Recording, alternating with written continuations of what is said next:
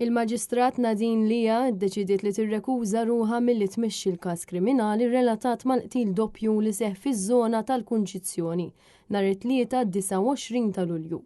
Din id-deċiżjoni ttieħdet minħabba li l-avukat Franco De Bono, membru tad-difiża fl-istess każ, huwa wkoll avukat personali tal-Maġistrat. Għalhekk issa għandha terġa' ssir polza bħal f'kull każ ta' kumpilazzjoni biex jintgħażel maġistrat ieħor sabiex jibda jisma' il-provi dwar il-każ. L-avukat De Bono huwa parti mid-difiża għall-imputat Carmelo Ċantar li tressaq il-qorti akkużat b'omiċidju volontarju ta' żewġ tirġiel.